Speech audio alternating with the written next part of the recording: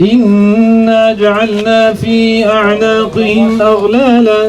فهي إلى الأذقان فهم مقمحون وجعلنا من بين أيديهم سدا ومن خلفهم سدا فأغشيناهم فهم لا يبصرون مثلنا وما أنزل الرحمن من شيء إن أنتم إلا تكذبون لكم منا عذاب أليم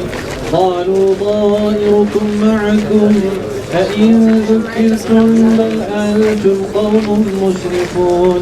بما غفر لي ربي وجعلني من المكرمين عباد ما يأتيهم من رسول إلا كانوا به يستهزئون أما تنبت الأرض إن كانت إلا صيحة واحدة فإذا هم جميع لدينا محضرون ولو نشاء لطمسنا على أعينهم فاستبقوا الصراط فأنى يبصرون لينذر من كان حيا ويحق القول على الكافرين يعلمون ولم ير الإنسان أنا خلقناه من نطفة فإذا هو خصيم مبين السماوات والأرض بقادر على